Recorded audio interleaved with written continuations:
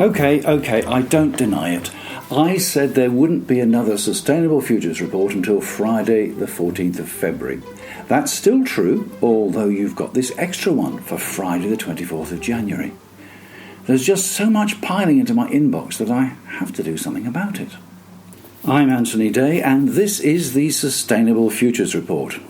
First of all, let me welcome the newest gold patron of the Sustainable Futures Report, Victoria Covington. Victoria's aim is to cut her carbon footprint by 45% this year, and I hope she'll keep us in touch with her progress. This episode is about denial. You're fully aware that I don't deny that climate change is an emergency, because I produce this podcast to make you aware of the problems, as well as of the efforts being made to challenge them. I monitor newspapers and broadcast media to bring you reports. But could I be a victim of confirmation bias? Do I look only at the media that confirm my view that climate change is an emergency? Perhaps I should seek a balance and present an opposing view from time to time. The danger is that balance should not be confused with spurious balance, a trap that the BBC has fallen into in the past. If the science is settled, producing an opposing view is spurious balance.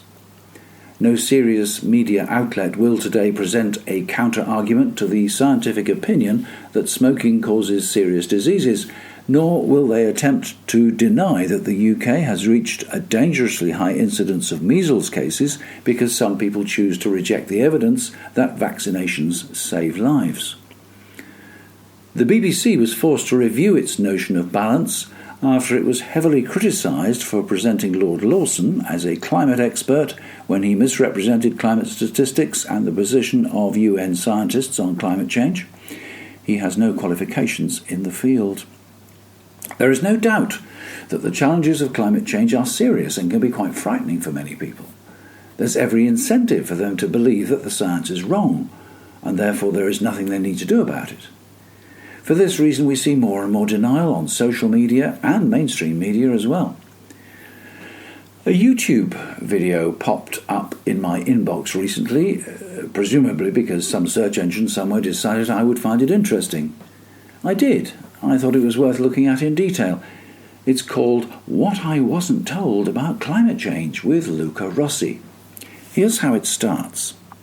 My name's Luca Rossi, and this is what I wasn't told about climate change. I wasn't told that since the 1950s, polar bear numbers have increased by around 400%. I wasn't told water vapor is in fact the most abundant greenhouse gas, that CO2 only makes up 0.04% of the Earth's atmosphere, and only a fraction of that 0.04% is caused by humans. And I wasn't told there have been multiple times in the Earth's history where CO2 levels have been higher and temperature has been lower. I was told that 97% of scientists... Okay, you get the idea. Let's look at the claims he makes. Polar bear numbers up by 400% since the 1950s. This may be true. Counting polar bears is incredibly difficult. According to the Royal Canadian Geographical Society, there are 19 populations of polar bears spread across Russia, the US, and mainly Canada. They migrate, which can make it difficult to avoid double counting. They're easier to spot on land than on the ice, so if melting ice is driving them ashore, it may give the impression that numbers are increasing. Respected experts violently disagree. Some believe that the polar bear is endangered and needs protection, while others believe that rising population justifies increased hunting quotas. Some observers state that many bears look unhealthy, and that there are fewer cubs than would normally be expected, leading to fears for the long-term survival of polar bears. If polar bear numbers are increasing, that must be good news, but it tells us very little about the effect of climate change across the whole world. Water vapour is the most abundant greenhouse gas. Yes, we know that. We covered it in the Sustainable Futures Report a few episodes ago. It's probably been the most abundant greenhouse gas throughout human history. And Why wasn't I told, he says, that CO2 is only 0.04% of the Earth's atmosphere, and only a fraction of that is caused by humans? Yep, we know that too. It reached about 415 parts per million in 2019. That's a very small concentration, but still enough to have a significant effect. Small things can have a significant effect. An aspirin tablet is probably a lot less than 0.04% of your body weight, but it can still affect your whole body. Up until the Industrial Revolution some 250 years ago, the concentration of CO2 remained about 280 parts per million. It fluctuates with the seasons because when plants grow in the spring they absorb CO2, and when they die off in the autumn, CO2 is released. But generally, atmospheric CO2 was in equilibrium. Although man-made CO2 is a small proportion of the total, it is enough to upset that equilibrium. Nature is unable to absorb all of the extra CO2, even though much has been absorbed by the oceans. This in turn has caused acidification with consequences for all marine organisms, while the total concentration and the warming effect is increasing. There have been multiple times in the Earth's history when CO2 levels were higher than now, but temperatures were lower. That may be so, but I haven't been able to verify it. What is certainly true is that, with one exception, every year since 2000 has been hotter than the one before, and CO2 in the atmosphere continues to increase. We surely should concentrate on the here and now, rather than on what might have happened in the distant past. It is said that 97% of scientists agree on climate change and the science is settled, says Rossi. But in fact, there is no consensus, and science is never settled. It's an absolute truth that science is never settled, but there comes a point where the balance of probabilities is that a given hypothesis is true, and it makes sense to rely on it. Rossi goes on to support his point. Why wasn't I told that in September 2019, 500 scientists wrote to the United Nations declaring that there was no climate emergency? In September 2019, 500 academics wrote to the United Nations declaring there was no climate emergency. Many of them were not scientists, and few were climate experts. The paper was strongly supported by Mark J. Perry, described as a scholar at the American Enterprise Institute. How can there be a consensus, he asks, when there's a global network of more than 500 knowledgeable and experienced scientists and professionals in climate and related fields who challenge the settled science? On the other hand, there were many in the scientific community who completely rejected the conclusions of the 500. Writing on skepticalscience.com, John Cook says, the latest attack on global warming consensus comes from Dennis Avery and Fred Singer, who claim to have found 500 peer-reviewed papers refuting that the last few decades of global warming are primarily anthropogenic. Previous attempts to find peer-reviewed skeptic studies tend to miscategorize as skeptic, despite the intent of the author or indeed the content of the paper. Avery and Singer appear to carry on this tradition. Fred Singer is a well-known contrarian who has previously worked for the tobacco industry to dispute the science around tobacco-related diseases. RealClimate.org, describing itself as a commentary site on climate science by working climate scientists, says, most of the academics who signed the petition have little or no experience within climate research. Check Google Scholar. Some of the signatures also have connections with political think tanks. The message of the declaration is the same that the contrarians have repeated over and over again, but repeating it doesn't make it more true. There follows a detailed deconstruction of the arguments in the paper. Climate Feedback describes itself as a worldwide network of scientists sorting fact from fiction in climate change media coverage. Our goal is to help readers know which news to trust. It reports that 6 scientists, including Professor Timothy Osborne, Director of Research, Climatic Research Unit at the University of East Anglia, analysed the letter and estimated its overall scientific credibility to be very low. A majority of reviewers tagged the article as biased, cherry-picking, inaccurate, misleading. Luca Rossi has more, and I find this next question disturbing. Why wasn't I told that global warming has not increased natural disasters, and that measures to combat global warming will deny the life-giving benefits of electricity to many people? I cannot begin to understand what he means by measures to combat global warming will deny the life-giving benefits of electricity to many people, but let's look at the other part of his statement. But first, who is Luca Rossi, who's asking all these questions? My first assumption was that he was American, but no, he represents Generation Liberty, an organisation in Australia. More on that later. So, here is an Australian commentator publishing on the 23rd of December 2019, when much of Eastern Australia was in flames, it still is, and claiming that global warming has not increased natural disasters. Of course, the Australian government line is that fires happen every year, and these have been caused by arson and poor forest management, much the same as the arguments put forward by President Trump during last year's wildfires in California. Even before this, the climate debate in Australia has been long and heated. Prime Minister Scott Morrison was forced to cut short a family holiday in Hawaii while the fires burned at home. Fires not caused by climate change, but arguably worsened by climate-induced drought lasting more than a year. Scott Morrison was forced to admit that he had mishandled the crisis, and when he visited some of the disaster sites, the locals refused to shake his hand and chased him away. He claimed that Australia was well on its way to exceed its climate targets, although the UN strongly denies this. Writing in Time magazine, former Prime Minister Malcolm Turnbull says, Australia's bushfires show the wicked, self-destructive idiocy of climate denialism must stop.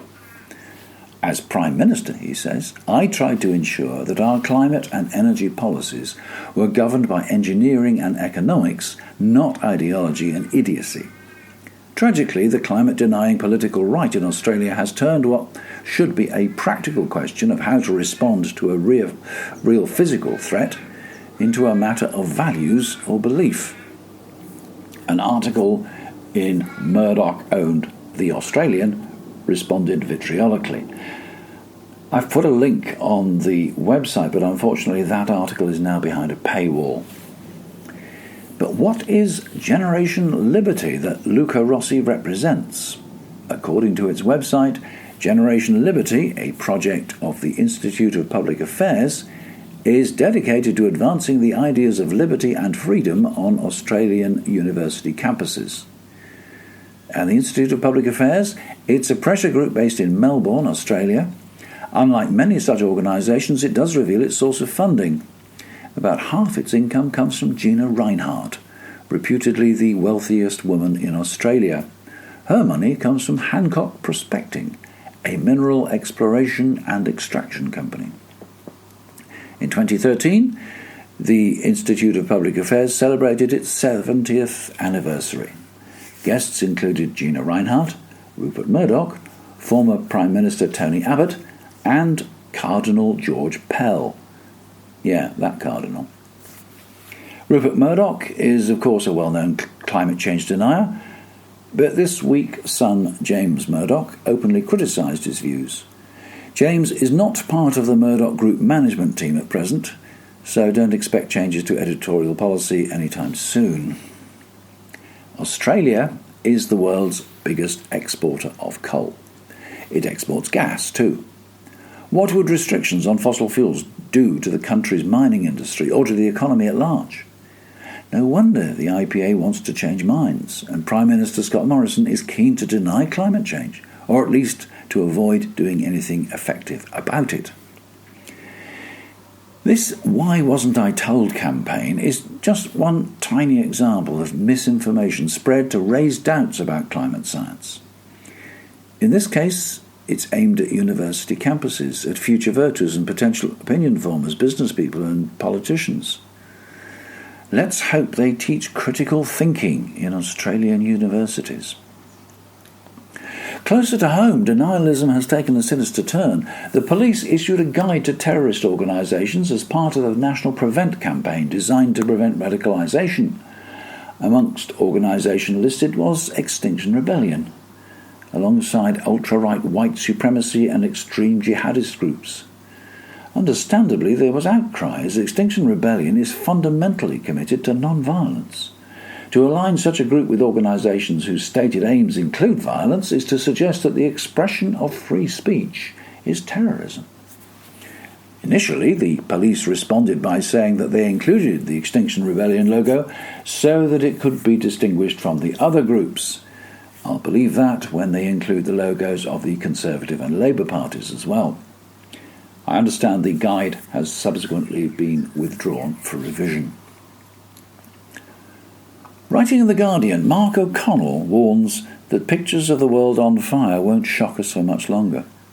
It's true that we get disaster fatigue, politics fatigue, news fatigue, and so on until we just switch off. O'Connell goes further. One thing that is often remarked about climate crisis, he says, is that the subject is characterised by a strange form of cognitive dissonance.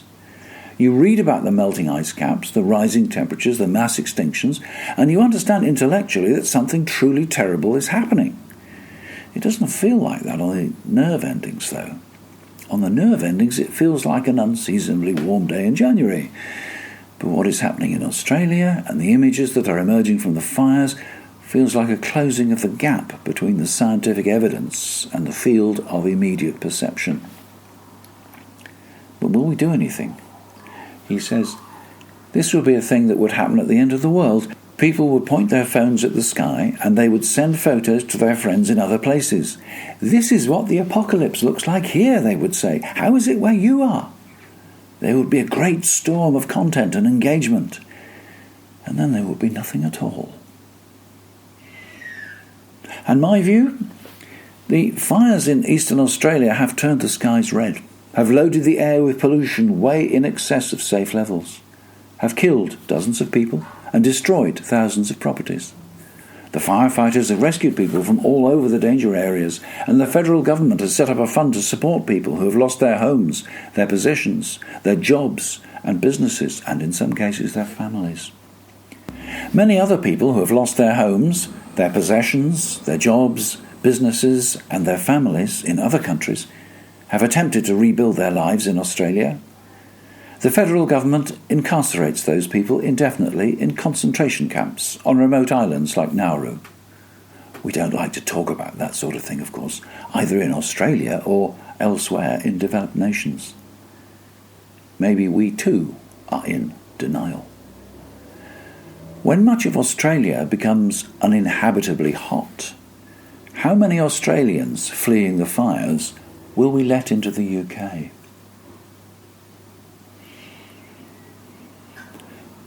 And that's it for this unexpected edition of the Sustainable Futures Report. As planned, the next one will appear on Friday the 14th of February.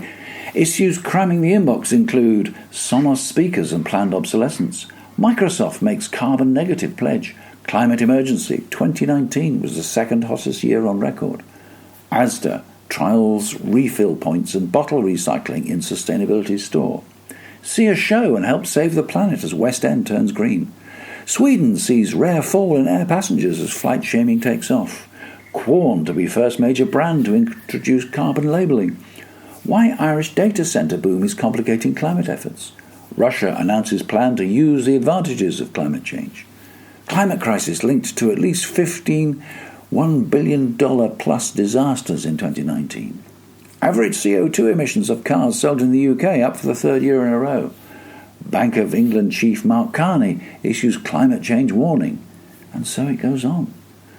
There will be a lot more stories by the time I get around to writing, not least, of course, about the World Economic Forum currently meeting in Davos.